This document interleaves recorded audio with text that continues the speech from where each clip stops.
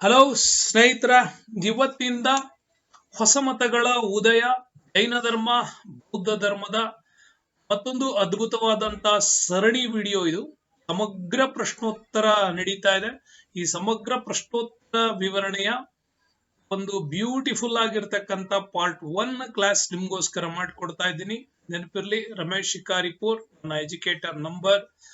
ಜೊತೆಗೆ ನಿಮ್ಗೆ ಅದ್ಭುತವಾಗಿರ್ತಕ್ಕಂಥ ತರಗತಿಗಳು ಕೂಡ ಎಲ್ಲಾ ಕ್ಷೇತ್ರಗಳಲ್ಲೂ ಸಿಗಬೇಕು ಅನ್ನೋ ಕಾರಣಕ್ಕೆ, ನಿಮ್ಮ ಮುಂದಿನ ಪರೀಕ್ಷೆಗಳು ಯಶಸ್ವಿಯಾಗಬೇಕು ಅನ್ನುವ ಕಾರಣಕ್ಕೂ ಕೂಡ ಇದನ್ನ ನಿಮ್ಗೋಸ್ಕರವಾಗಿ ಕೂಡ ಮಾಡಿಕೊಡ್ತಾ ಇದ್ದೀನಿ. ಸೊ ನೆನಪಿರ್ಲಿ, ರಮೇಶ್ ಶಿಕಾರಿಪುರ್ ನಮ್ಗೆಲ್ಲರಿಗೂ ಕೂಡ ಗೊತ್ತಿರತಕ್ಕಂತಹ ಒಂದು ಓಲ್ಡೆಸ್ಟ್ ನೇಮ್. ಜೊತೆಗೆ ಈಗ ನಾನು ನಿಮ್ಗೆ ಚಾಪ್ಟರ್ ವೈಸ್ ಎಲ್ಲ ಮಾಡ್ತಾ ಬರ್ತಾ ಇದ್ದೀನಿ. ಪ್ರಾಗೈತಿಹಾಸ ಕಾಲ ಮಾಡಿಕೊಟ್ಟಿದ್ದೀನಿ, ಸಿಂಧು ಬಯಲಿನ ನಾಗರಿಕತೆ ಆಗಿದೆ, ವೇದಗಳ ಕಾಲದ ನಾಗರಿಕತೆ ಆಗಿದೆ, ಈಗ ಜೈನ ಧರ್ಮ, ಬೌದ್ಧ ಧರ್ಮ. ಸಮಗ್ರ ಅಂತ ಹೇಳ್ಬಿಟ್ಟಿದೀನಿ. ಸಮಗ್ರ ಅಂದ್ರೆ KPSC UPSC ಎಲ್ಲಾ ಪ್ರಶ್ನೋತ್ತರಗಳನ್ನ ಕವರ್ ಮಾಡತಕ್ಕಂತಹ ಅದ್ಭುತವಾದಂತಹ ಪ್ರಶ್ನಾ ಸರಣಿ. ಪ್ರತಿಯೊಬ್ಬರು ಕೂಡ ಮಿಸ್ ಮಾಡ್ಕೋಬಿಡಿ. ನಿಮ್ಮ ಮುಂದಿನ ಪರೀಕ್ಷೆಗಳಿಗೂ ಕೂಡ ಯಶಸ್ಸು ಸಿಗೋ ರೀತಿನೇ ಈ ಒಂದು ಪಠ್ಯವನ್ನ ನಾನು ರೆಡಿ ಮಾಡಿಕೊಡ್ತಾ ಇದ್ದೀನಿ. ಇವನ್ GPSTR ಬರೆಯೋರ್ತಕ್ಕಂಥವ್ರು ಯಾರೇ ಬರೆದ್ರು ಕೂಡ ಈ ಒಂದು ವಿಡಿಯೋನ ಫಾಲೋ ಮಾಡಿ. ನಿಮ್ಮೆಲ್ಲರಿಗೂ ಕೂಡ ಅದ್ಭುತವಾಗಿರ್ತಕ್ಕಂತಹ ಪ್ರಶ್ನೋತ್ತರಗಳ ಸರಣಿ ಸಿಗೋ ಹಂಗಾಗತ್ತೆ ಅನ್ನೋದು ನನ್ನ ನಂಬಿಕೆ. ಓಕೆ ಸ್ನೇಹಿತರ, ಬನ್ನಿ ವಿಡಿಯೋದಲ್ಲಿ ಮುಂದೇನಿದೆ ಅಂತ ಹೇಳಿ ನೋಡೋಣ. Very important. Unacademy learning app ಅಲ್ಲಿ ನಿಮ್ಗೆ ಗೊತ್ತಿದೆ, ನೀವು ಅದನ್ನ ಪರ್ಚೇಸ್ ಮಾಡಬೇಕಾದಂತ ಒಂದು ಕೋರ್ಸ್ ಇದೆ. ಪ್ರೆಸೆಂಟ್ಸ್ ಎ ನ್ಯೂ ಗೋಲ್ ಅಂತ ಕೂಡ ಕರಿತೀವಿ. ಕರ್ನಾಟಕ ಟೀಚಿಂಗ್ ಎಕ್ಸಾಮ್ಸ್ ಕೂಡ ಫಾರ್ TET, GPSTR, CTET ಗೂ ಕೂಡ ಇಲ್ಲಿ ಪರೀಕ್ಷೆಗಳು ನಡೀತಾ ಇದೆ.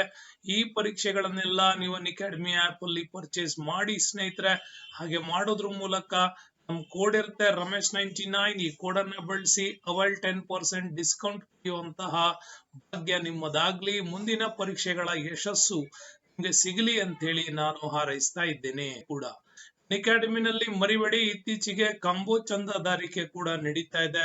ಈ ಕಾಂಬೋ ಚಂದಾದಾರಿಕೆಯಲ್ಲಿ ಕರ್ನಾಟಕ PSC ಮತ್ತೆ ಕರ್ನಾಟಕ ಟೀಚಿಂಗ್ ಎಕ್ಸಾಮ್ಸ್ಗೆ ಬಂಪರ್ ಆಫರ್ ಪ್ರೈಸ್ ಇದೆ ಸ್ನೇಹಿತರೆ. ಎರಡನ್ನು ಸೇರಿಸಿ ನೀವು ಪರ್ಚೇಸ್ ಮಾಡಿದ್ರೆ ಭಾರಿ ಬೆನಿಫಿಟ್ ಇದೆ. ಜೊತೆಗೆ ಬೆನಿಫಿಟ್ ಜೊತೆಗೆ ನೀವು ನಮ್ಮ ಕೋಡನ್ ಕೂಡ ಏನಾದ್ರು ಬಳಸ್ಬಿಟ್ರೆ ಅದರ ಜೊತೆಗೆ ಮತ್ತೆ ಅವೈಲ್ 10% ಡಿಸ್ಕೌಂಟ್ ಕೂಡ ನಿಮ್ಗೆ ಸಿಗತ್ತೆ ಅಂತ ಹೇಳಲಿಕ್ಕೆ ಇಚ್ಛೆ ಪಡ್ತೀನಿ. ಹಾಗಾಗಿ ಇದನ್ನ ಬೊಂಬಟ್ಟಾಗಿ ಬಳಸುವಂತವ್ರು ಕೂಡ ಆಗಿ. ಜೊತೆಗೆ ಅನ್ಲಾಕ್ 20% ಕೂಡ ಕೆಲವೊಮ್ಮೆ ಇರುತ್ತೆ ಅನ್ಅಕಾಡೆಮಿನಲ್ಲಿ, ಅದನ್ನು ಕೂಡ ಪರ್ಚೇಸ್ ಮಾಡಿ ಸ್ನೇಹಿತರ. This is our Unacademy.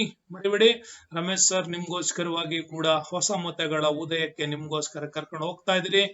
ಪ್ರಶ್ನೆ 1 ಈ ರೀತಿ ಇದೆ: ಈ ಕೆಳಗಿನವುಗಳಲ್ಲಿ ಯಾವುದು ಹೊಸ ಧರ್ಮದ ಉದಯಕ್ಕೆ ಕಾರಣವಲ್ಲ ಅಂತ ಇದೆ. ಹೊಸ ಧರ್ಮದ ಉದಯಕ್ಕೆ ಇದರಲ್ಲಿ ಯಾವುದು ಕಾರಣವಲ್ಲ ಹುಡುಕ್ಬೇಕು ನೀವು. ಎ, ಯಜ್ಞಗಳಿಂದ ಉಂಟಾದ ಆಹಾರದ ಅಭಾವ. ಎರಡನೇದು, ಸಂಸ್ಕೃತ ಕೇವಲ ಪುರೋಹಿತ ಭಾಷೆಯಾಗಿ ಉಳಿತು. ಸಿ, ವೈದಿಕ ಧರ್ಮದ ದುಬಾರಿ ಆಚರಣೆಗಳು. ಡಿ, ಧಾರ್ಮಿಕ ಆಚರಣೆಗಳಿಂದ ಉಂಟಾದಂತಹ ಸುಖ, ಶಾಂತಿ ಮತ್ತು ಆಹಾರೋತ್ಪಾದನೆಯ ಹೆಚ್ಚಳ. ಓಕೆ, ಅದರಲ್ಲಿ ಯಾವುದು ಅಂತ ಹೇಳಿ ನೀವು ಈಗ ಯೋಚನೆ ಮಾಡಿ. ಈ ಪ್ರಶ್ನೆಗೆ ನೀವು ಉತ್ತರವನ್ನು ಏನಾದ್ರೂ ಗೆಸ್ ಮಾಡೋದಾದ್ರೆ ಅಥವಾ ಕರೆಕ್ಟ್ ಗೊತ್ತಿದ್ರೆ D is the right answer. ಇದು ಈ ತರ GPSTR ಮುಂಬರ್ತಕ್ಕಂಥ ಯಾವುದೇ KTET ಯಾವ ಪರೀಕ್ಷೆಗಳಲ್ಲಾದ್ರೂ ಈ ತರ ಕೇಳ್ತಾನೆ. ಈ ಕೆಳಗಿನಲ್ಲಿ ಯಾವುದು ಹೊಸ ಧರ್ಮದ ಉದಯಕ್ಕೆ ಪ್ರಮುಖ ಕಾರಣವಲ್ಲ ಅಂತ ಕೇಳಿದ್ದಾನೆ. ಒಂದು, ಯಜ್ಞಗಳಿಂದ ಉಂಟಾದ ಆಹಾರದ ಅಭಾವ ಆಗಿತ್ತು, ಇದು ರೈಟ್. ಇದು ಸಂಸ್ಕೃತ ಕೇವಲ ಪುರೋಹಿತ ಭಾಷೆಯಾಗಿ ಉಳಿತು. ಯಾವುದೇ ಸಾಮಾನ್ಯ ಜನರಿಗೆ ಈ ಭಾಷೆಯನ್ನ ಬಹಳ ದುಬಾರಿ ಆಗೋ ರೀತಿ ಪುರೋಹಿತ ವರ್ಗ ಕ್ರಿಯೇಟ್ ಮಾಡ್ಬಿಟ್ರು. ಹಾಗಾಗಿ ಯಾರು ಸಂಸ್ಕೃತ ಓದ್ಲಿಲ್ಲ ನಾವು. ವೈದಿಕ ಧರ್ಮದಲ್ಲಿ ದುಬಾರಿ ಆಚರಣೆಗಳಾಗಿದ್ರಿಂದಾಗಿ ವೈದಿಕ ಧರ್ಮದ ಬಗ್ಗೆ ಜನರಲ್ಲಿ ಒಂಥರ ಅಸಡ್ಡೆ ಶುರುವಾಗಿತ್ತು. ಲಾಸ್ಟ್ ಇದು ಅಲ್ಲ, ಧಾರ್ಮಿಕ ಆಚರಣೆಗಳನ್ನು ಮಾಡೋದ್ರಿಂದ ಸುಖ, ಶಾಂತಿ ಮತ್ತು ಆಹಾರೋತ್ಪಾದನೆ ಹೆಚ್ಚಳ ಆಗ್ಲಿಲ್ಲ. ಇದು ದಟ್ಸ್ ಇಸ್ ವೆರಿ ರಾಂಗ್. ಧಾರ್ಮಿಕ ಆಚರಣೆಗಳಿಂದ ಸಮಾಜದಲ್ಲಿ ಶೋಷಣೆಗಳು ಹೆಚ್ಚಾಗ್ತಾ ಹೋಯ್ತು.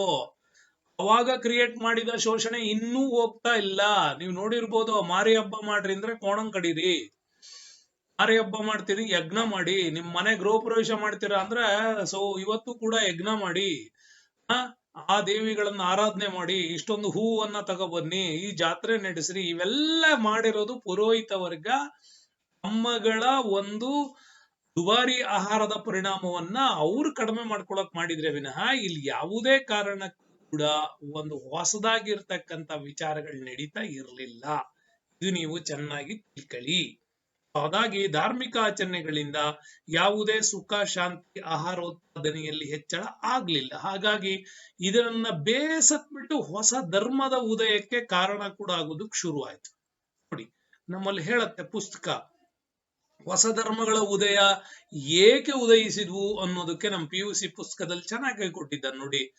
ವೇದಗಳ ಕಾಲದಲ್ಲಿ ವೈದಿಕ ಆಚರಣೆಗಳಿಂದಾಗಿ ಯಾಗ ಯಜ್ಞಗಳ ಹೆಸರಿನಲ್ಲಿ ನೋಡಿ ಕೃಷಿಗೆ ನೆರವಾಗುತ್ತಿದ್ದಂತಹ ಪ್ರಾಣಿಗಳನ್ನೇ ಕೊಲ್ಲಲಾಗುತ್ತಿತ್ತು.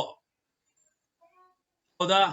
ಹವಿಸ್ಸು ಅನ್ನುವ ಹೆಸರಿನಲ್ಲಿ ಯಜ್ಞಕ್ಕೆ ಎಲ್ಲದನ್ನ ಅರ್ಪಿಸೋದು. ಹೀಗಾಗಿ ಅರ್ಪಿಸ್ತಾ ಹಾಲು ತುಪ್ಪ ಎಲ್ಲದನ್ನ ಹಾಕ್ತಾ ಹಾಕ್ತಾ ಹಾಕ್ತಾ ಏನಾಗ್ತಾ ಇತ್ತು, ಆಹಾರದ ಅಭಾವವೇ ಸೃಷ್ಟಿಯಾಗೋಯ್ತು. ಹೀಗಾಗಿ ಯಜ್ಞಗಳನ್ನ ಮಾಡಿದ್ದು ಇಂದ್ರನನ್ನ ತೃಪ್ತಿಪಡಿಸೋದಕ್ಕೆ, ವಿಷ್ಣುವನ್ನ ತೃಪ್ತಿಪಡಿಸೋದಕ್ಕೆ ಅಂತ ಇವ್ರು ಮಾಡಿದ್ರೆ ಸಮಾಜದಲ್ಲಿ ಅದರ ಉತ್ಪಾದನೆಯ ಮೂಲವೇ ಏನಾಗ್ತಾ ಇತ್ತು, ದಹಿಸಿ ಹೋಗ್ತಾ ಇತ್ತು, ಸುಟ್ಟಾಗ್ತಾ ಇದ್ರು ಅಷ್ಟೇ. ಸುಡೋದ್ರಿಂದ ಇಲ್ಲಿ ಯಾರಿಗೂ ಲಾಭ ಇರ್ಲಿಲ್ಲ. ಸೊ ಇನ್ನೊಂದು ಕಡೆ ವೈದಿಕ ಆಚರಣೆಗಳಾಗಿ ಯಾಗ ಯಜ್ಞ ಮುಂತಾದ ಆಚರಣೆಗಳಿಂದ ಮಾತ್ರ ಮುಕ್ತಿ ಸಾಧ್ಯ ಅನ್ನೋ ನಂಬಿಕೆಯನ್ನ ಪುರೋಹಿತ ವರ್ಗ ತನ್ನ ಕೈ ಕೆಳಗಿರ್ತಕ್ಕಂಥ ಕ್ಷತ್ರಿಯ ವೈಶ್ಯ ಶೂದ್ರ ವರ್ಗಗಳಿಗೆ ಬೋಧನೆ ಮಾಡೋದಕ್ಕೆ ಶುರುವಾಯ್ತು.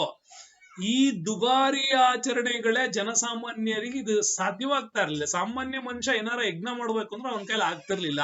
ಯಾಕೆಂದ್ರೆ ಯಜ್ಞ ಮಾಡಿದ ಮಹರ್ಷಿಗೆ ತುಂಬವಾಗಿ ಈತ ದಾನ ಧರ್ಮಗಳನ್ನು ಕೊಡ್ಬೇಕು ಅಂತಾಗ್ಲಿ ಅಥವಾ ದೊಡ್ಡ ಮಟ್ಟದಲ್ಲಿ ಬದಲಾವಣೆಗಳನ್ನು ಮಾಡುವಂತದ್ದಾಗ್ಲಿ ಇದು ಸಾಧ್ಯ ಇರಲಿಲ್ಲ. ಹಾಗಾಗಿ ದುಬಾರಿ ಆಚರಣೆಗಳು ಇಲ್ಲಿ ಜನಸಾಮಾನ್ಯರಿಗೆ ಸಾಧ್ಯವಾಗ್ತಾ ಇರಲಿಲ್ಲ. ಇದು ವೆರಿ ಸಂಸ್ಕೃತ ಮಂತ್ರಗಳ ಮೂಲಕ ಕೂಡ ತುಂಬಾನೇ ನಡೀತಾ ಇತ್ತು. ಹಾಗಾಗಿ ಸಂಸ್ಕೃತ ಕೇವಲ ಪುರೋಹಿತ ಭಾಷೆಯಾಗಿ ಉಳ್ಕೊಳ್ತು ವಿನಃ ಜನಸಾಮಾನ್ಯರಿಗೆ ಈ ಭಾಷೆ ಅರ್ಥ ಆಗ್ಲೇ ಇಲ್ಲ. ಅರ್ಥವಾಗದೆ ಇರೋದ್ರಿಂದ ಇವತ್ತು ಕೂಡ ಅಷ್ಟೇನೆ ಎಲ್ಲ ದೇವರ ಎದುರುಗಡೆ ಮಂತ್ರಗಳನ್ನ ಹೇಳ್ತಾರೆ. ಅವ್ರೇನ್ ಹೇಳ್ತಾರೋ ಅಥವಾ ನಮ್ಗೇನಾರ ಅಂತಾರೋ ಅಥವಾ ಈ ನಮ್ಮ ಶ್ರೇಯಸ್ಸಿಗಾಗಿ ಹೇಳ್ತಾ ಇದ್ದಾರೋ ಗೊತ್ತಿಲ್ಲ. ಮಂತ್ರ ಹೇಳ್ತಾರೆ, ನಾವು ಕೇಳ್ತೀವಿ, ಸುಮ್ಮನೆ ಬರ್ತಾ ಇದ್ದೀವಿ.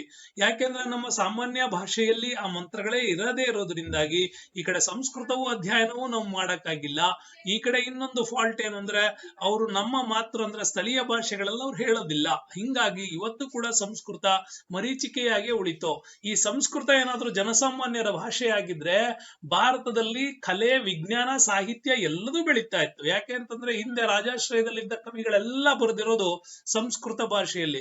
ಆರ್ಯಭಟೀಯಂ ಕೃತಿಯನ್ನ ನ್ಯಾಸಾ ಸೈಂಟಿಸ್ಟ್ ಗಳ ಅಧ್ಯಯನಕ್ಕಾಗಿ ಕೇಳ್ತಾರೆ ಅನ್ನೋದಾದ್ರೆ ನಮ್ ದೇಶದಲ್ಲಿ ಸಂಸ್ಕೃತ ಗೊತ್ತಿದ್ರೆ ನಾವು ಎಲ್ಲದನ್ನ ಮಕ್ಕಳಿಗೆ ಹೇಳ್ಕೊಡ್ಬೋದಾಗಿತ್ತು. ಹಾಗಾಗಿ ಸಂಸ್ಕೃತದ ಬಹಳಷ್ಟು ಕ್ಷೇತ್ರ ಗಣಿತ ಅಂತಿರ್ಬೋದು, ವ್ಯವಹಾರ ಗಣಿತ ಅಂತಿರ್ಬೋದು, ಸೈನ್ಸ್ ಅಲ್ಲಿ ಹೇಳಿರ್ತಕ್ಕಂಥ ವಿಚಾರಗಳು ಎಲ್ಲದೂ ಕೂಡ ನಮ್ಮ ಮಕ್ಕಳಿಗೆ ಕಲ್ಸಕ್ ಯಾಕೆ ಆಗ್ತಿಲ್ಲ?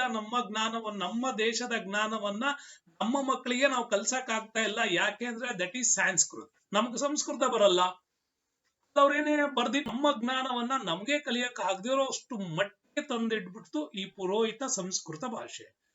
ಹಾಗಾಗಿ ಹೊಸ ಮಾರ್ಗಗಳನ್ನ ಈ ಹೊಸ ಧರ್ಮಗಳು ಕೂಡ ಏನ್ ಮಾಡುದು, ಕ್ರಿಯೇಟ್ ಮಾಡ್ತಾ ಬಂತು. ಅದೇನಾದ್ರೂ ನಮ್ಮಲ್ಲಿ ಸಂಸ್ಕೃತ ಆಡುಭಾಷೆಯಾಗಿ ನಾವು ಡೆವಲಪ್ ಮಾಡಿದ್ದಾಗಿದ್ರೆ ನಮ್ಮ ದೇಶಕ್ಕಾಗಿ ಕೊಡುಗೆ ಕೊಟ್ಟಂತಹ ಎಷ್ಟೋ ಜನರಿದ್ರಲ್ಲಿ ಎಲ್ಲ ಸಾಹಿತ್ಯವನ್ನ ಏನ್ ಮಾಡ್ಬೋದಾಗಿತ್ತು, ಕಲಿಬೋದಾಗಿತ್ತು. ಸರಿ, ನಮ್ಮಲ್ಲಿ ಕೆಲವರು ಹೇಳ್ತಾರೆ ಹಂಗಾರೆ ಅದನ್ನ ಕನ್ನಡ ಮಾಡಿ ಸರ್ ಅಂತ. ಕನ್ನಡ ಮಾಡ್ಬೇಕಾದವ್ರು ಯಾರು? ಸಂಸ್ಕೃತವೂ ಗೊತ್ತಿದ್ದವನು ಕನ್ನಡವೂ ಗೊತ್ತಿದ್ದವನು ಅದನ್ನು ಮಾಡ್ಬೇಕು. ಬಟ್ ಸಂಸ್ಕೃತ ಗೊತ್ತಿದ್ದವನು ಕನ್ನಡದಲ್ಲಿ ಇದನ್ನ ಯಾಕೆ ಕನ್ವರ್ಟ್ ಮಾಡ್ತಾನವನು? ಯಾಕೆಂದ್ರೆ ಅವನು ಪುರೋಹಿತ ಕುಲದಲ್ಲಿ ಡೆವಲಪ್ ಆಗಿರ್ತಕ್ಕಂಥವನು. ಹಂಗಾಗಿ ಅವನಿಗೆ ಕನ್ವರ್ಟ್ ಮಾಡ್ಲಿಕ್ಕೆ ಹೆಚ್ಚಿನ ಜ್ಞಾನ ಪ್ರವಹಿಸುತ್ತೆ ಅನ್ನೋದು ಈಗಲೂ ಕೂಡ ತಡೆ ಹಿಡಿಯುವಂತ ಕ್ರಿಯೆ ಈಗಲೂ ನಡೀತಾ ಇದೆ. ಇದು ನಮ್ಮಲ್ಲಿ ಇದೊಂದು ದೊಡ್ಡ ಪ್ರಾಬ್ಲಮ್ ಕೂಡ ಇನ್ನು ಇದೆ. ಹಂಗಾಗಿ ಮತ್ತೊಂದು ಕಡೆ ಉತ್ತರ ವೇದ ಕಾಲದಲ್ಲಿ ವರ್ಣ ವ್ಯವಸ್ಥೆಯಿಂದಾಗಿ ಸಾಮಾಜಿಕ ವಿಘಟನೆ ಆರಂಭ ಆಗ್ತಾ ಇತ್ತು. ಸಮಾಜದಲ್ಲಿ ತಾರತಮ್ಯಗಳು ತುಂಬಾನೇ ತಲೆದೋರ್ತಾ ಹೋದು. ಇದರಿಂದಾಗಿ ಬ್ರಾಹ್ಮಣರಂತೇಳಿ ಕರೆಯಲ್ಪಡುವಂತಹ ಪುರೋಹಿತ ವರ್ಗ ಹಲವು ಸವಲತ್ತುಗಳನ್ನ ಪಡಿತಾ ಬಂತು. ಇದವರಿಗೆ ಈ ಸವಲತ್ತುಗಳೇ ಇರಲಿಲ್ಲ. ನಂತರದ ಕಾಲದಲ್ಲಿ ಇದಕ್ಕಾಗಿನೇ ಗಣರಾಜ್ಯಗಳ ಉಗಮ ಕೂಡ ಆಗಿದ್ದು ಇದೇ ಕಾರಣಕ್ಕೆ. ಗಣರಾಜ್ಯಗಳಲ್ಲಿ ಕ್ಷತ್ರಿಯರೇನು ಮಾಡಿದ್ರು, ಪುರೋಹಿತನಿಗಿಂತ ತಾನು ಪ್ರಾಬಲ್ಯ ಗಳಿಸಬೇಕು ಅನ್ನೋ ಕಾರಣಕ್ಕಾಗಿ ಹೊಸ ರೀತಿಯ ಸವಲತ್ತುಗಳನ್ನು ಕ್ರಿಯೇಟ್ ಮಾಡೋದಕ್ಕೆ ಶುರು ಮಾಡ್ದ. ಹಾಗಾಗಿ ವೈದಿಕ ಧರ್ಮದ ಆಚರಣೆಗಳ ವಿರುದ್ಧವಾಗಿ ಸರಳ ಧರ್ಮಾಚರಣೆಗಳ ಕ್ರಮಗಳನ್ನು ಕೂಡ ಶುರು ಮಾಡಿದ್ದು ಕೂಡ ಇದೇ ನಮ್ಮ ವ್ಯವಸ್ಥೆ. ಎಷ್ಟು ಅದ್ಭುತವಾಗಿ ಹೇಳುತ್ತೆ ನಮ್ಮ PUC ಪುಸ್ತಕ, 8ನೇ ಕ್ಲಾಸ್ ಪುಸ್ತಕ ಅಂತಂದ್ರೆ ಹೊಸ ಧರ್ಮಗಳ ಉದಯಕ್ಕೆ ನಿಜವಾಗ್ಲೂ ಆದಂತ ಸ್ಥಿತಿಗತಿ ಏನು ಅಂತ. ಅವತ್ತಾಗಿದ್ದು ಇವತ್ತವರೆಗೂ ಇನ್ನೂ ಚೇಂಜ್ ಆಗಿಲ್ಲ, ನಮ್ಮಲ್ಲಿ ಇನ್ನೂ ಆಗಬೇಕು. ನೆಕ್ಸ್ಟ್ ಹೇಳ್ತಾನವನು. ನೆಕ್ಸ್ಟ್ ಕ್ವಶನ್ಸ್ ಇದೆ. ಕ್ವಶನ್ ನಂಬರ್ 2 ಏನ್ ಹೇಳುತ್ತೆ ಅಂತ ನೋಡೋಣ. ಕಂಟಿನ್ಯೂಟಿ. ಈಗ ಹೊಸ ಧರ್ಮದ ಉದಯಕ್ಕೆ ಕಾರಣಗಳು ಏನು ಅಂತೇಳಿ ಗೊತ್ತಾಯ್ತು. ನೆಕ್ಸ್ಟ್, ಸುಮಾರು 2500 ವರ್ಷಗಳ ಹಿಂದೆ ಗಂಗಾ ನದಿಯ ಬಯಲಿನಲ್ಲಿ ಸುಮಾರು ಎಷ್ಟು ಹೊಸ ಧರ್ಮಗಳು ಉದಯಕ್ಕೆ ಕಾರಣ ಆಗಿತ್ತು? ಕೇವಲ ಬೌದ್ಧ ಮತ್ತು ಜೈನ ಧರ್ಮ ಹುಟ್ಕೊಳ್ತಾ, ಕೇವಲ ಅಜೀವಿಕ ಜೈನ ಬೌದ್ಧಗಳು ಮಾತ್ರ ಹುಟ್ಕೊಂಡ್ವ, ಸುಮಾರು 62 ಹೊಸ ಧರ್ಮಗಳ ಉದಯಕ್ಕೆ ಕಾರಣವಾಗಿತ್ತ, ಅಥವಾ ಕೇವಲ ಸನಾತನ ಧರ್ಮ ಮಾತ್ರ ಸೃಷ್ಟಿ ಆಯ್ತಾ ಅಂತ. ಇದಕ್ಕೆ ನೀವು ಆನ್ಸರ್ ಅಂತ ನೋಡೋದಾದ್ರೆ this is the right answer. ಸುಮಾರು 62 ಹೊಸ ಧರ್ಮಗಳ ಉದಯಕ್ಕೆ ಕಾರಣವಾಗಿತ್ತು ಗಂಗಾ ನದಿಯ ತಟ. ನಾನು ಹೇಳ್ತಾ ಇರೋದಲ್ಲ, ಇದು 5ನೇ ಕ್ಲಾಸ್ನ ಪುಸ್ತಕ ಹೇಳ್ತಾ ಇದೆ. 6th ಸ್ಟ್ಯಾಂಡರ್ಡ್, 5 ಅಲ್ಲ 6th ಸ್ಟ್ಯಾಂಡರ್ಡ್ ನ ಪುಸ್ತಕ ಬಹಳ ಅದ್ಭುತವಾಗಿ ಮಾಹಿತಿಯನ್ನ ಶೇರ್ ಮಾಡಿದೆ. ಈ ಪುಸ್ತಕ ಓದಿದಾಗ ನನಗೂ ಅವಾಗ ತುಂಬಾನೇ ಆಶ್ಚರ್ಯ ಆಗಿತ್ತು. ಹೊಸ ಪುಸ್ತಕ ಬಂದಾಗ ನಾನು ಇದನ್ನ ನೋಡಿದಾಗ 2016-17 ಅಲ್ಲಿ ಪ್ರಿಸ್ಕ್ರೈಬ್ ಮಾಡಿದ್ರು. ಇಲ್ಲಿ 2600 ವರ್ಷಗಳ ಹಿಂದೆ ಗಂಗಾ ನದಿಯ ಬಯಲಿನಲ್ಲಿ ಸುಮಾರು 62 ಹೊಸ ಧರ್ಮಗಳು ಉದಯಿಸಿದ್ವು ಅಂತ. ನಾವು ಓದ್ತಾ ಇರೋದು ಕೇವಲ 2 ಅಷ್ಟೇ, ಜೈನ ಧರ್ಮ, ಬೌದ್ಧ ಧರ್ಮ. ಆದ್ರೂ ಅಜೀವಿಕ ಎಲ್ಲಿ ಓದ್ತೀರಾ ಅಂದ್ರೆ ಬಿಂದುಸಾರನ ಕಾಲಕ್ಕೆ ಅಜೀವಿಕ ಪಂಥಗಳನ್ನು ಓದ್ತಾ ಇದ್ದೀರಿ. ದಕ್ಷಿಣದಲ್ಲೂ ಕೂಡ ಅಷ್ಟೇನೆ ಹೊಸ ಪಂಥಗಳನ್ನು ಅವಾಗ ಓದ್ತಾ ಇದೀವಿ. ಹಂಗಾಗಿ ಸುಮಾರು 62 ಹೊಸ ಧರ್ಮಗಳ ಉದಯಕ್ಕೆ ಕಾರಣವಾಗಿದ್ದು 2600 ವರ್ಷಗಳ ಹಿಂದೆ ಅಂತ ಕೂಡ ಅದನ್ನ ನಾವು ಹೇಳ್ತೀವಿ. ಅದು ಕೂಡ ನಿಮ್ಗೆ ಸರಿಯಾಗಿ ಗೊತ್ತಿರ್ಲಿ ಅದು. ಮತ್ತೆ ಸ್ನೇಹಿತರೆ, ನಮ್ಮಲ್ಲಿ ಬಹು ಪ್ರಮುಖವಾಗಿರ್ತಕ್ಕಂಥದ್ದು ಹೇಳ್ತಾರೆ ಏನಂತ ಅಂತಂದ್ರೆ, ಬೌದ್ಧ ಧರ್ಮದ ಸ್ಥಾಪಕ ಗೌತಮ ಬುದ್ಧ, ಜೈನ ಧರ್ಮದ ಪ್ರಮುಖ ತೀರ್ಥಂಕರ ವರ್ಧಮಾನ ಮಹಾವೀರ, ಇವರಿಬ್ಬರೂ ಕೂಡ ಗಣರಾಜ್ಯದ ಕುಲಗಳಿಗೆ ಸೇರಿದ ಕ್ಷತ್ರಿಯರೇ ಆಗಿದ್ರಿಂದಾಗಿ ಹೊಸ ಆಚರಣೆಗಳ ವಿಚಾರಕ್ಕೆ ಇವರು ಏನ್ ಮಾಡಿದ್ರು, ಒಂದು ವ್ಯವಧಾನವನ್ನ, ಒಂದು ಪ್ರವರ್ತತೆಯನ್ನ ಬೆಳೆಸ್ಕೊಂಡ್ರು ಅಂತ ಹೇಳ್ತೀವಿ. ಓಕೆ, ಕ್ವಶನ್ ನಂಬರ್ 3 ಏನ್ ಬರುತ್ತೆ ನೋಡೋಣ. ಈ ಕೆಳಗಿನ ಯಾರನ್ನು ದ್ವಿಜ ಅಂದ್ರೆ ಉತ್ತಮ ಗುಣವುಳ್ಳವ, ಸೇವಾ ಸಂತುಷ್ಟ ಅಂತ ಕರಿತೀವಿ. ದ್ವಿಜ ಅಂದ್ರೆ ಅಂತ ಪರೀಕ್ಷಿಸಿದ್ದರೂ ಕೂಡ, ಸ್ವಲ್ಪ ಟೈಪ್ ಮಿಸ್ಟೇಕ್ ಆಗಿದೆ, ಅಂತ ಪರೀಕ್ಷಿಸಿದ್ದರೂ ಕೂಡ ಅಂದ್ರೆ ಅವನನ್ನ ಅಷ್ಟೊಂದು ಸೌಲಭ್ಯಗಳನ್ನು ಒದಗಿಸಿದ್ದರೂ ಕೂಡ ಅವನ ಮೇಲೆ ಅನೇಕ ನಿರ್ಬಂಧಗಳನ್ನ ವಿಧಿಸಲಾಗಿತ್ತು. ಹಾಗಾದ್ರೆ ಈ ದ್ವಿಜ ಅಂದ್ರೆ ಯಾರು? ಶೂದ್ರರು, ವೈಶ್ಯರು, ಕ್ಷತ್ರಿಯರು, ಬ್ರಾಹ್ಮಣರು. ನೋಡಿ, ಯಾರನ್ನು ದ್ವಿಜ ಎಂದು ಪರಿಗಣಿಸಿದ್ದರೂ ಕೂಡ ಅವನ ಮೇಲೆ ಅನೇಕ ನಿರ್ಬಂಧಗಳನ್ನ ವಿಧಿಸಿದ್ದರು ಅಂದ್ರೆ 3ನೇ ವರ್ಗ, ವೈಶ್ಯ ವರ್ಗ. ಓಕೆ, ಸಮಾಜದ ಎಲ್ಲ ಕುಶಲ ಕರ್ಮಗಳನ್ನ ಮಾಡ್ತಿದ್ದವರು, ಸಮಾಜದ ಎಲ್ಲ ಸರ್ವಿಸ್ ಸೆಂಟರ್ಗಳಿವು, ಅನೇಕ ಜನರಿಗೆ ಸೇವೆಗಳನ್ನು ಇವರೇ ಕೊಡ್ತಿದ್ದವರು, ಸಮಾಜದ ಉತ್ತಮ ಆದಾಯದ ಸೃಷ್ಟಿಯ ಮೂಲಕರ್ತರೇ ಇವರಾಗಿದ್ರು. ಆದ್ರೂ ಇವ್ರ ಮೇಲೂ ಕೂಡ ಅನೇಕ ನಿರ್ಬಂಧಗಳನ್ನು ವಿಧಿಸಲಾಗಿತ್ತು ಅಂತ ಹೇಳುತ್ತೆ. ಸೊ ಹಂಗಾಗಿ ನೆನಪಿಡುಗಳಿ, ಜೈನ ಧರ್ಮ, ಬೌದ್ಧ ಧರ್ಮಗಳ ಹಿನ್ನೆಲೆಯಲ್ಲಿ 8ನೇ ತರಗತಿ ಪುಸ್ತಕ ಬಹಳ ಅದ್ಭುತವಾದ ಈ ಪ್ರಶ್ನೆಯನ್ನು ನಮ್ಗೆ ಅದು ಕೊಡುತ್ತೆ. ನೋಡಿ, ಭಾರತೀಯ ಸಮಾಜ ವರ್ಣಾಧಾರಿತವಾಗಿ ವಿಭಜನೆ ಆಗ್ತಾ ಹೋಯ್ತಿದ್ದು. ಹಾಗಾಗಿ ಕೊನೆಯ ಹಂತದಲ್ಲಿ ಶೂದ್ರರು ಇದ್ರು, 3ನೇ ಹಂತದಲ್ಲಿ ವೈಶ್ಯರಿದ್ರು. ಬ್ರಾಹ್ಮಣರು, ಪುರೋಹಿತರು ಯಜ್ಞ ಯಾಗಾದಿಗಳನ್ನ ಮಾಡ್ಕೊಳ್ತಾ ಧಾರ್ಮಿಕ ಆಚರಣೆಗಳಲ್ಲಿ ಅವ್ರು ತುಂಬಾ ಮುಖ್ಯಸ್ಥರಾಗಿದ್ದವರು. ಹೌದು, ದಾನ ದಕ್ಷಿಣೆ ಪಡೆಯುವ ಹಕ್ಕನ್ನ ಕೇವಲ ಬ್ರಾಹ್ಮಣರು ಮಾತ್ರ ಹೊಂದಿದ್ರು. ರಾಜನಿಗೆ ರಾಜಧರ್ಮ ಪಾಲನೆಯಲ್ಲಿ ಇವರು ಮಾರ್ಗದರ್ಶಕರಾಗಿಯೂ ಕೂಡ ಉನ್ನತ ಸ್ಥಾನವನ್ನು ಉಳಿಸ್ಕೊಂಡ್ರು. 2ನೇ ಹಂತದಲ್ಲಿ ಕ್ಷತ್ರಿಯರು ಆಳುವ ವರ್ಗ ಆಗಿತ್ತು. ಆದ್ರೆ ಇವರು ಕೂಡ ಕೆಲಸ ಏನ್ ಮಾಡ್ತಿರ್ಲಿಲ್ಲ. ರೈತನ ಕಂದಾಯದ ಆಧಾರದ ಮೇಲೆ ಇವರು ಸಾಮ್ರಾಜ್ಯವನ್ನ ನೋಡ್ಕೊಳ್ತಾ ಇದ್ರು ಬಿಟ್ರೆ ರೈತನ ಕಂದಾಯ ನಿಲ್ತು ಅಂದ್ರೆ ಇವ್ರು ಏನೂ ಇಲ್ಲ. ಹಾಗಾಗಿ ಕೃಷಿ ಪಶುಪಾಲನೆ ವ್ಯಾಪಾರಿ ಸಂಬಂಧಿತ ಕಸುಬುಗಳನ್ನ ಮಾಡ್ತಿದ್ದ ವೈಶ್ಯರನ್ನು ದ್ವಿಜರೆಂದು ಮಾನ್ಯ ಮಾಡಿದ್ದರೂ ಕೂಡ, ನೆನಪಿಡಿಗಳು ಇದೇ ಪ್ರಶ್ನೆ, ದ್ವಿಜರೆಂದು ಮಾನ್ಯ ಮಾಡಿದ್ದರೂ ಕೂಡ ಅವರ ಮೇಲೆ ಅನೇಕ ನಿರ್ಬಂಧಗಳನ್ನ ಹಾಕಿದ್ರು. ಈ ನಿರ್ಬಂಧಗಳನ್ನ ಹಾಕಿದ್ರಿಂದಾಗಿದೆ ಅವರು ಉತ್ತಮವಾಗಿ ಕಾರ್ಯನಿರ್ವಹಿಸುವತ್ತ ಮನಸ್ಸೋತ್ಬಿಟ್ರು ಅಂತ.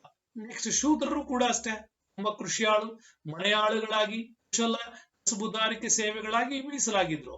ಸಮಾಜದಲ್ಲಿ ಎಲ್ಲಾ ಸೌಲಭ್ಯಗಳನ್ನ ಮನ್ನಣೆಗಳನ್ನ ಉಚ್ಚ ವರ್ಣೀಯರು ಕೂಡ ಪಡೆದಿದ್ರೆ ವಿನಃ ಸ್ತ್ರೀಯರೂ ಸೇರಿದಂತೆ ಶೂದ್ರರನ್ನ ಅಶುದ್ಧರೆಂದು ಪರಿಗಣಿಸ್ತಾ ಇದ್ರು. ಈ ಸೆಂಟೆನ್ಸ್ ವೆರಿ ಇಂಪಾರ್ಟೆಂಟ್. ಕೇವಲ ಶೂದ್ರರನ್ನಷ್ಟೇ ಅಶುದ್ಧರು ಅಲ್ಲ, ಸ್ತ್ರೀಯರೂ ಸೇರಿದಂತೆ ಶೂದ್ರರನ್ನು ಅಶುದ್ಧರು ಎಂದು ಪರಿಗಣಿಸ್ತಾ ಇದ್ರು. ಈ ವರ್ಣಾಧಾರಿತವಾದಂತಹ ಈ ವ್ಯವಸ್ಥೆಯ ಸಾಮಾಜಿಕ ವಿರಸ ಮತ್ತು ತುಮುಲಗಳನ್ನ ಸೃಷ್ಟಿ ಮಾಡ್ತು. ಹೀಗೆ ಸೃಷ್ಟಿ ಮಾಡಿಸಿದ್ರಿಂದಾಗಿ ಒಂದಿಷ್ಟು ಜೈನ ಧರ್ಮ ಬೌದ್ಧ ಧರ್ಮಗಳ ಇವುಗಳ ಮೂಲದಲ್ಲಿ ಹೊಸ ಬದಲಾವಣೆಗಳನ್ನು ಮಾಡ್ಕೊಳ್ಳಿ ಅಂತ ಹೇಳಿದ್ರು. ಹೀಗೆ ಹೊಸ ಬದಲಾವಣೆಗಳನ್ನು ಮಾಡ್ಕೊಳ್ಳಿ ಅಂತ ಹೇಳಿದವ್ರನ್ನೆಲ್ಲ ನಾವು ಹೊಸ ಧರ್ಮ ಅಂತ ಮಾಡಿದ್ವಿ. ಹಂಗ ಹೇಳ್ದವ್ರನ್ನೆಲ್ಲ ಪೂಜೆ ಮಾಡಕ್ ಶುರು ಮಾಡಿದ್ವಿ. ಇದೇ ನಮ್ದು ವಿಪರ್ಯಾಸ. ಎಲ್ಲಾ ಧರ್ಮಗಳಲ್ಲ ಅಷ್ಟೇ, ಏನ್ ಹೊಸದನ್ನ ಮಾಡ್ರಿ ಅಂತ ಹೇಳಿ ಹೇಳ್ತಾ ಬಂದ್ರು ಅವ್ರನ್ನ ನಾವೇನ್ ಮಾಡಿದ್ವಿ, ದೇವ್ರು ಅಂತ ಮಾಡಿ ಇಟ್ಬಿಟ್ವಿ. ಈ ತರದ ಬದಲಾವಣೆಗಳು ಕೂಡ ಕಾರಣ ಆಗಿತ್ತು. ನೆಕ್ಸ್ಟ್ ಕ್ವಶನ್ ನಂಬರ್ 4 ಏನ್ ಹೇಳುತ್ತೆ ನೋಡಿ. ಜೈನ ಮತ್ತು ಬೌದ್ಧ ಧರ್ಮಗಳನ್ನು ಜನರು ಸ್ವೀಕರಿಸಲು ಈ ಕೆಳಗಿನ ಯಾವ ಹೇಳಿಕೆಗಳು ಅದಕ್ಕೆ ಸರಿಯಾದ ಕಾರಣ ಅಲ್ಲ ಅಂತ. ಓಕೆ ಓಕೆ ಸ್ವಲ್ಪ ಇಲ್ಲೊಂಚೂರು ಟೈಪ್ ಮಿಸ್ಟೇಕ್ ಇದೆ. ಬೌದ್ಧ ಧರ್ಮಗಳನ್ನು ಜನರು ಸ್ವೀಕರಿಸಲು ಯಾವ ಹೇಳಿಕೆಗಳು ಸರಿಯಾಗಿರ್ಲಿಲ್ಲ. ಒಂದು, ಜೈನ ಮತ್ತು ಬೌದ್ಧ ಧರ್ಮವನ್ನು ಸ್ವೀಕರಿಸಬೇಕು ಅಂದ್ರೆ ಮನುಷ್ಯನ ಆಸೆಗಳಿಗೆ ಆಸೆಯೇ ಕಾರಣ, ಅದನ್ನ ತ್ಯಜಿಸಲು ಎರಡೂ ಧರ್ಮಗಳು ಉತ್ತೇಜಿಸಿದ್ವು.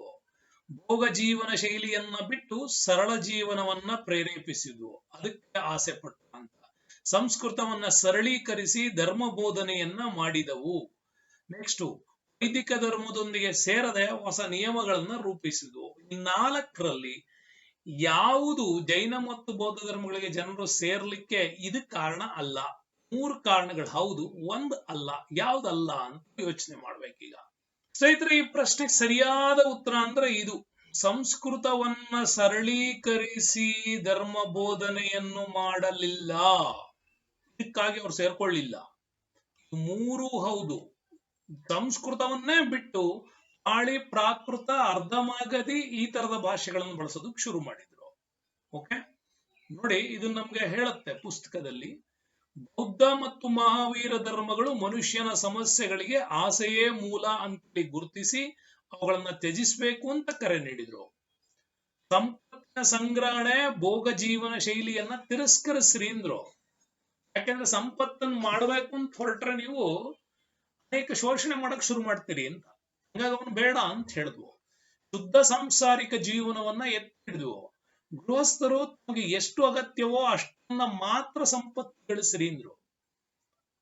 ಸಂಸ್ಕೃತ ಭಾಷೆಯನ್ನ ಬಿಟ್ಟು ನೋಡಿ, ಸಂಸ್ಕೃತ ಭಾಷೆಯನ್ನ ಬಿಟ್ಟು ಪಾಳಿ ಮತ್ತು ಪ್ರಾಕೃತ ಭಾಷೆಗಳನ್ನು ಧರ್ಮೋಪದೇಶವನ್ನಾಗಿ ನೀಡಿದ್ರು. ಇದ್ರ ಜೊತೆ ಅರ್ಧಮಾಗಧಿ ಕೂಡ ಸೇರಿಸ್ಕೊಳ್ಬೇಕು ನಾವು. ಯಾವ್ದ್ಯಾವ್ದು?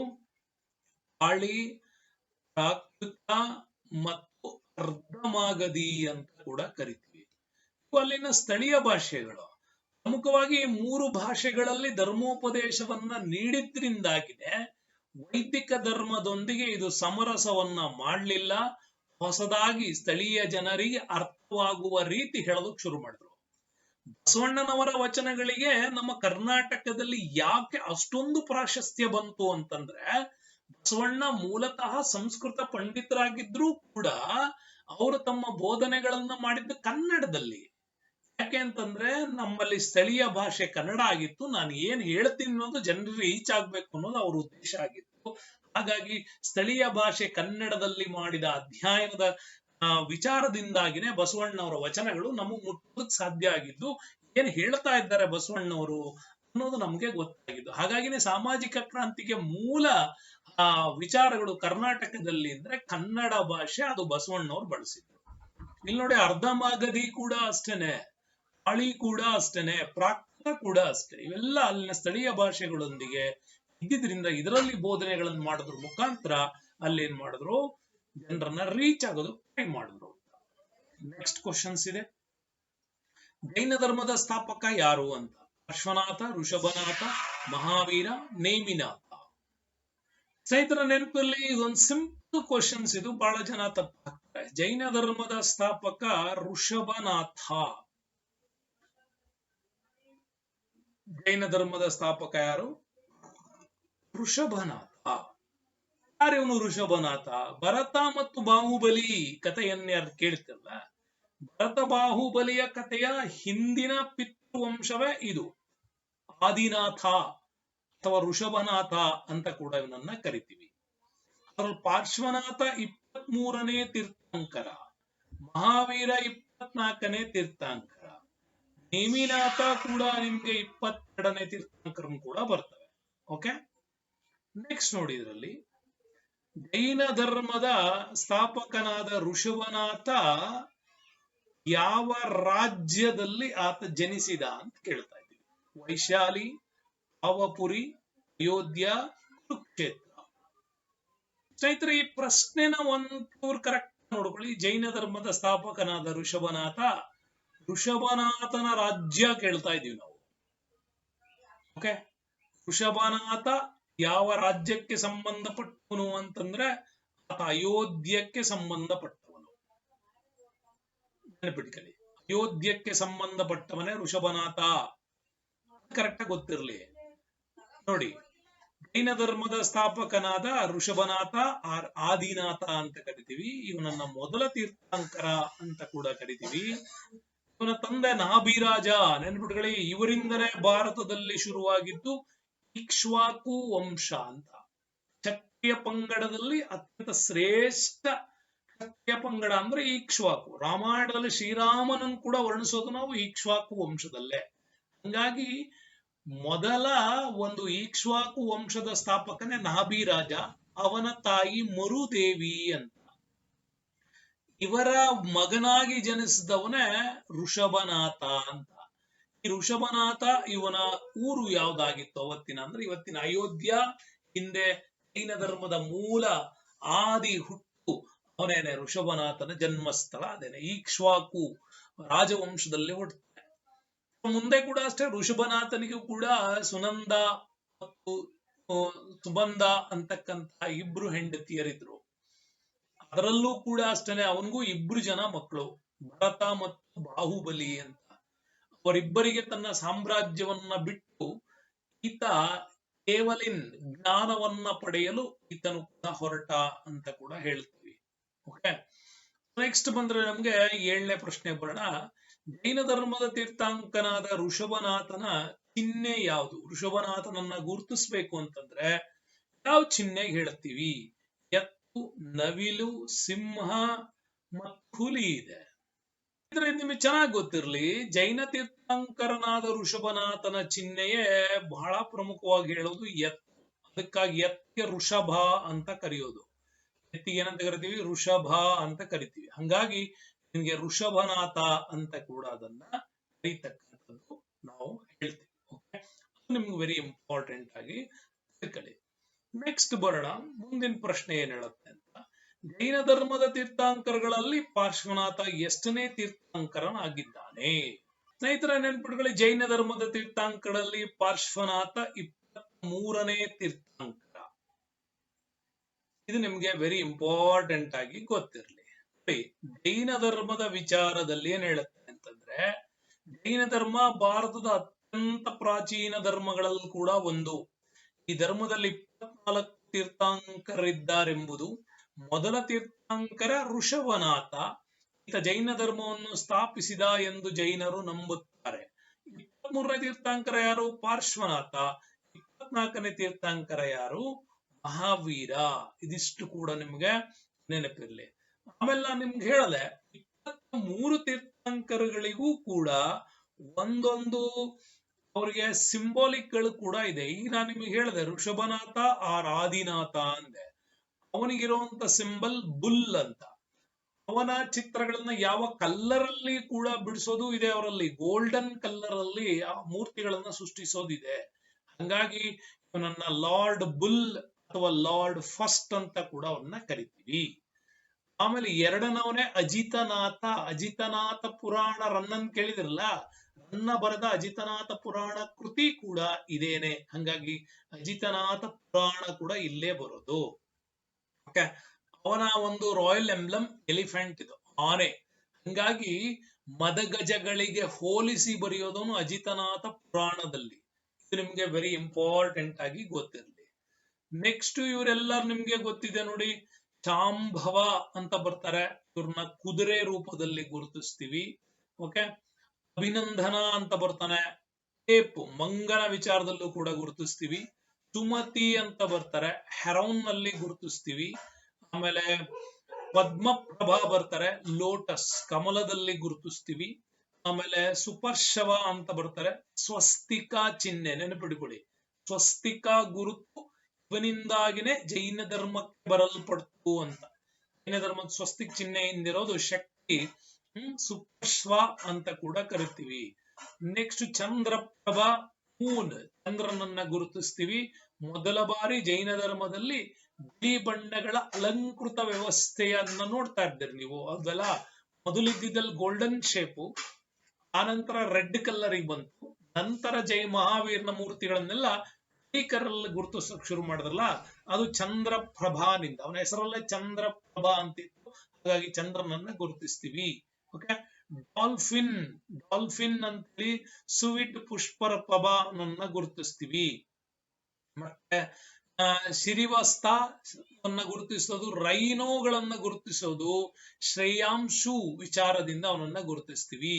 ನೋಡಿ, ಬಫೆಲೋ ಎಮ್ಮೆ, ಬೋರ್ ಹಂದಿ, ಹ್ಯಾಕ್ ಬಿಯರ್, ಥಂಡರ್ ಬೋಲ್ಟ್, ಆಮೇಲೆ ಆಂಟಿಲೋಪ್ ಡೀರ್ ಕೂಡ, ದೆನ್ ಗೋಟ್ ಆಡು, ದೆನ್ ನೋಡಿ ಈ ಫಿಶ್, ವಾಟರ್ ಜಗ್, ಇದನ್ನೆಲ್ಲ ಗುರುತಿಸೋದಿದೆ. ಇಷ್ಟೆಲ್ಲ ಎಕ್ಸಾಂಪಲ್ ಕೇಳಿದ ನಮ್ಗೆ. ಮುನಿ ಸುವಾರ್ಥ ಅಂತ ಕರಿತೀವಿ. ಈ ಮುನಿ ಸುವಾರ್ಥ 20ನೇವನು ಆಮೆಯನ್ನ ಗುರುತಿಸ್ತೀವಿ. ಆಮೆಯನ್ನ ಗುರುತಿಸೋದು ಹೇಗೆ? ಈಗಲೂ ಕೂಡ ನಿಮ್ಗೆ ಜೈನ ಪಂಥದಲ್ಲಿ ಮಾರ್ವಾಡಿಗಳ ಹತ್ರ ನೀವೆಲ್ಲ ಹೋದ್ರೆ ನಿಮ್ಮ ಬೆರಳಿಗೆ ಏನೋ ಆಮೆಯನ್ನ ಧರಿಸಿಸ್ಕೊಳ್ಳಿ, ನಿಮ್ಗೆ ಎಲ್ಲಾ ಲಾಭಗಳು ಶ್ರೇಯಸ್ಗಳು ಬರುತ್ತೆ ಅಂತ ಹೇಳ್ತಾರಲ್ವಾ. ಆದ್ರ ಹಿಂದಿನ ಸೃಷ್ಟಿಕರ್ತರೆ ಜೈನರು. ಹಂಗಾಗಿ ಮುನಿ ಸುವಾರ್ಥ ಕೂಡ ಅವನನ್ನ ಗುರುತಿಸೋದು, ಇವನಿಗೆಲ್ಲ ದೇವಾನುದೇವತೆಗಳ ಮೂಲ ಆದಿ ಅಂತನೂ ಕೂಡ ಅವ್ರು ನಂಬ್ತಾರೆ. ಹಂಗಾಗಿ ಬ್ಲ್ಯಾಕ್ ಕಲರ್ ಇಂದ ಇವರನ್ನ ಗುರುತಿಸೋದಿದೆ. ಓಕೆ, ದೆನ್ ನೇಮಿನಾಥ, ನಿಮಿನ್ ಅಥವಾ ನೇಮಿನಾಥ ಅಂತ ಕೂಡ ಕರಿತೀವಿ. 21ನೇವರು ಬ್ಲೂ ಲೋಟಸ್ ಅಂತ. ದೆನ್ ನೇಮಿನಾಥ ಅಥವಾ ಅರಿಷ್ಟ ನೇಮಿ ಕರೆಯೋದು ಇವ್ರನ್ನ. 22ನೇ ತೀರ್ಥಂಕರ ನೇಮಿನಾಥ ಕ್ವಶನ್ಸ್ ಇದೆಯಲ್ಲ, ಅದು ಕೂಡ ಕಾಂಚ್ ಶೆಲ್ ರೂಪದಲ್ಲಿ ಗುರುತಿಸ್ತೀವಿ.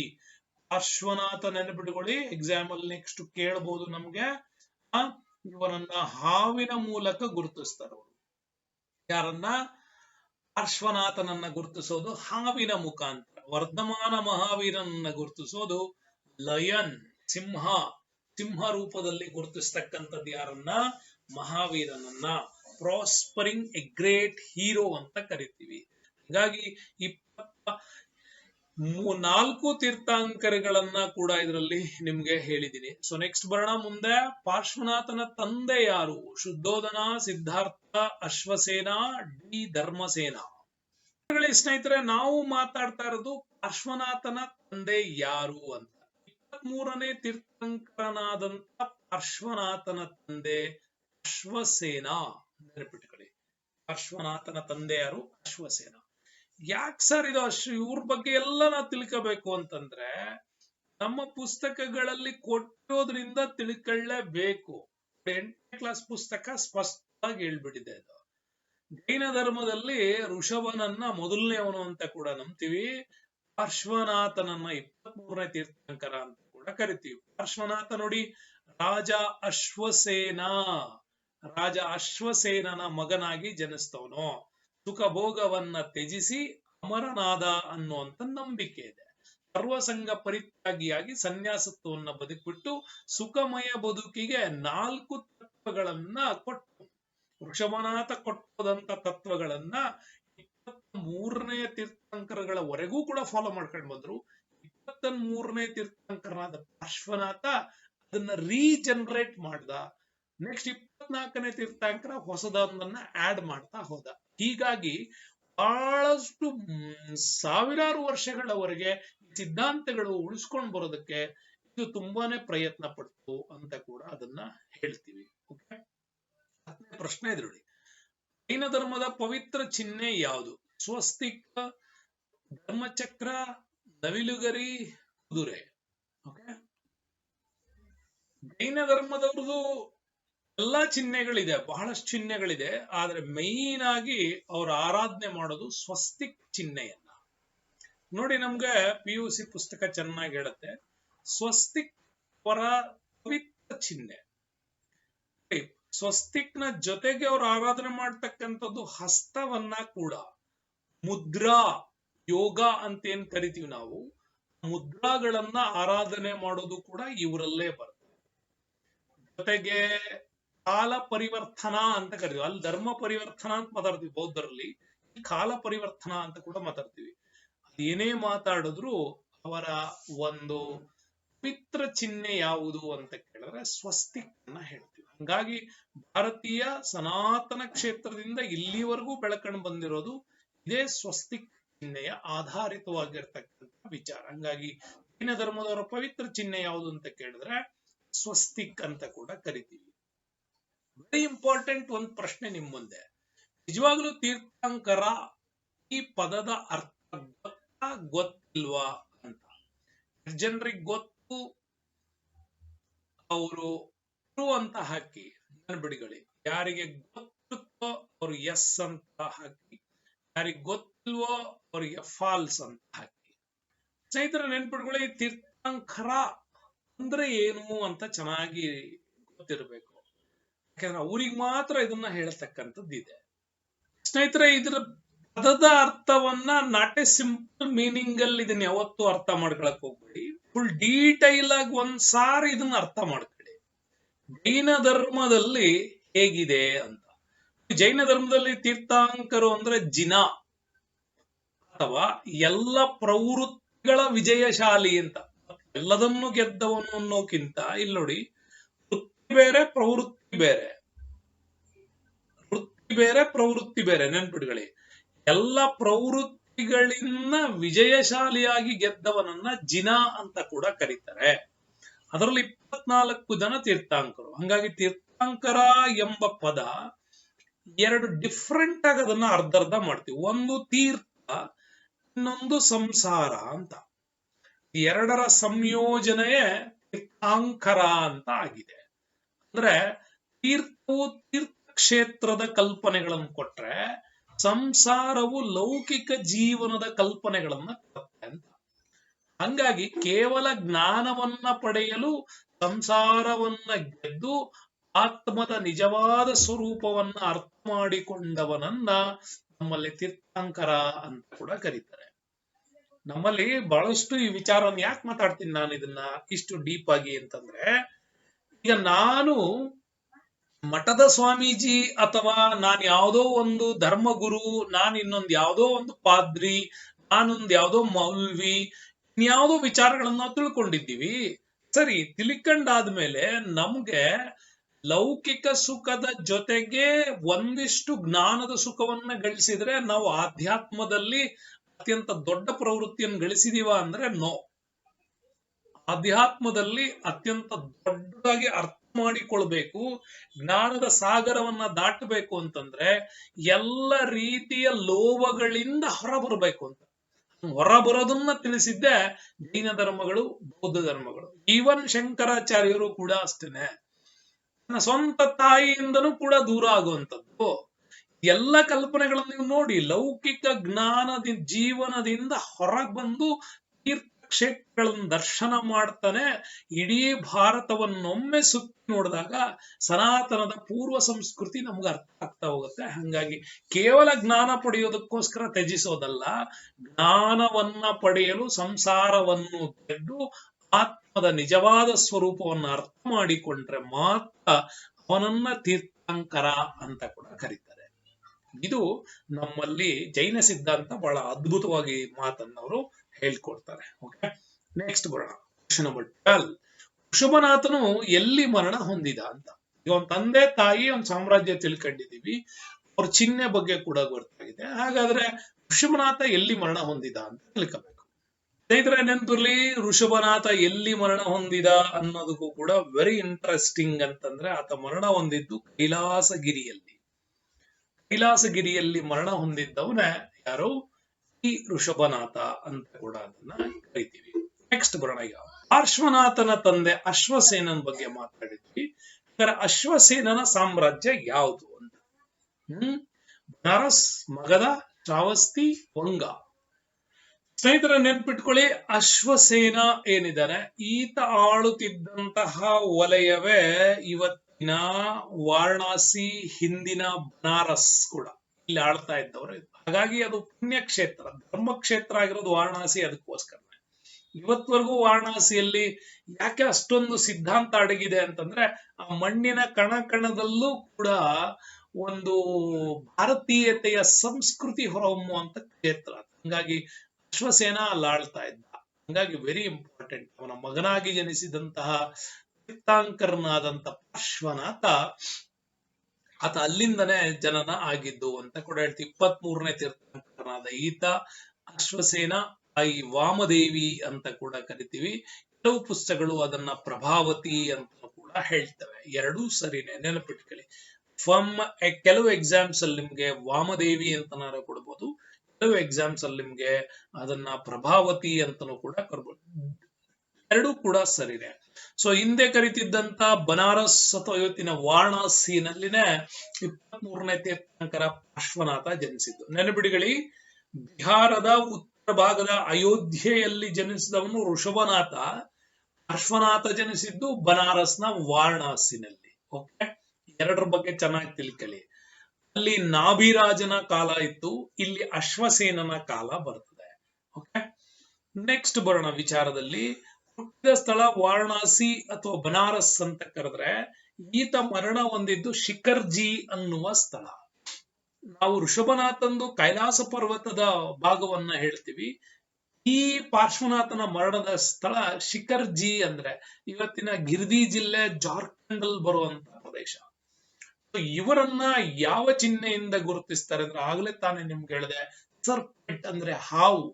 ಹಾವಿನ ರೂಪದಲ್ಲಿ ಆರಾಧನೆ ಅವನ ಮುಖ್ಯ ಚಿಹ್ನೆಯನ್ನಾಗಿ ಗುರುತಿಸ್ತಕ್ಕಂಥದ್ದು. ಋಷಭನಾಥನನ್ನ ಹೇಗೆ ಎತ್ತಿನ ರೂಪದಲ್ಲಿ ಗುರುತಿಸ್ತಾರೋ ಹಾಗೆ ಪಾರ್ಶ್ವನಾಥನನ್ನ ಹಾವಿನ ರೂಪದಲ್ಲಿ ಕೂಡ ಪೂಜಿಸ್ತಾರೆ. ನೆಕ್ಸ್ಟ್ ಬರುವಂತ ನಮ್ಮ ಮಹಾವೀರ ಏನಿದ್ದಾರೆ ಅವ್ರನ್ನ ಲಯನ್, ಸಿಂಹದ ರೂಪದಲ್ಲಿ ಗುರುತಿಸುವಂತ ಕಲೆ ಇದೆ. ಹಂಗಾಗಿ ವೆರಿ ಇಂಪಾರ್ಟೆಂಟ್, ಇವ್ರನ್ನ ಚೆನ್ನಾಗಿ ತಿಳ್ಕೊಳ್ಬೇಕು ನೀವು. ಹಂಗಾಗಿ ಋಷಭನಾಥ ಮೂಲತಃ ಎಲ್ಲಿ ಅವನು? ವಾರಣಾಸಿ, ಇವತ್ತಿನ ವಾರಣಾಸಿ, ಹಿಂದಿನ ಪಾರ್ಶ್ವನಾಥ. ಹಂಗಾಗಿ ಮೊದಲನೇ ಅವನು ಎತ್ತು, ಋಷಭನಾಥ ನೆನ್ಪಿಟ್ಕೊಳ್ಳಿ ಎತ್ತು, ಪಾರ್ಶ್ವನಾಥ ಹಾವು, ಮಹಾವೀರ ಸಿಂಹ. ಮೂರು ತಲೆನಲ್ಲಿ ಇರ್ಲಿ, ಇಲ್ಲಿವರೆಗೂ ಇವು ಬರಬೇಕು, ಇನ್ಮೇಲೆ ಬರ್ತಾವ ನಿಮ್ಗೆ. ಮೊದಲನೇದು ನಿಮ್ಗೆ ಗೊತ್ತುಂಟಲ್ಲ. ಹಾಗಾಗಿ ಇವಿಷ್ಟು ಕೂಡ ನಿಮ್ಗೆ ಅಧ್ಯಯನ. ಸ್ನೇಹಿತರ, ಇದಿಷ್ಟು ವಿಚಾರಗಳನ್ನ ಸರಿಯಾಗಿ ತಿಳ್ಕೊಂಡು ಆಯ್ತು. ಈಗ ಮುಂದೆ ಹೋಗೋಣ. ಹುಟ್ಟಿದ ಸ್ಥಳ ಗೊತ್ತಾಯ್ತು, ಮರಣದ ಸ್ಥಳ ಗೊತ್ತಾಯ್ತು, ಇವರ ರಾಜಲಾಂಛನದ ಬಗ್ಗೆ ಕೂಡ ಗೊತ್ತಾಯ್ತು. ನೆಕ್ಸ್ಟ್ ಬರೋಣ. 14ನೇ ಪ್ರಶ್ನೆ. ಪಾರ್ಶ್ವನಾಥನು ಬೋಧಿಸಿದ 4 ತತ್ವಗಳಲ್ಲಿ ಈ ಕೆಳಗಿನವುಗಳಲ್ಲಿ ಯಾವುದು ತಪ್ಪಾಗಿದೆ ಅಂತ ಕೇಳಿದ್ದಾರೆ. ಒಂದು ಅಹಿಂಸೆ, ಇನ್ನೊಂದು ಸತ್ಯ, ಮತ್ತೊಂದು ಅಪರಿಗ್ರಹ, ಮತ್ತೊಂದು ಬ್ರಹ್ಮಚರ್ಯ. ಸ್ನೇಹಿತರ ನೆನಪಿಟ್ಕೊಳ್ಳಿ, ಪಾರ್ಶ್ವನಾಥ ಬೋಧಿಸಿದ 4 ತತ್ವಗಳಲ್ಲಿ ಅಹಿಂಸೆ ಕರೆಕ್ಟು, ಸತ್ಯ ಕರೆಕ್ಟು, ಅಪರಿಗ್ರಹ ಕರೆಕ್ಟು. ಆದ್ರೆ ಯಾವುದಲ್ಲ ಅಂದ್ರೆ ಬ್ರಹ್ಮಚರ್ಯ ಅಲ್ಲ. ಬ್ರಹ್ಮಚರ್ಯವನ್ನ ಬೋಧನೆ ಮಾಡಿದ್ದು ಮಹಾವೀರ.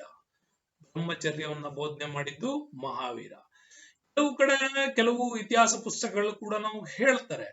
ಓಕೆ, ಏನ್ ಹೇಳ್ತಾರೆ ಅಂತಂದ್ರೆ ಬ್ರಹ್ಮಚರ್ಯಕ್ಕಿಂತ ಮುಂಚೆ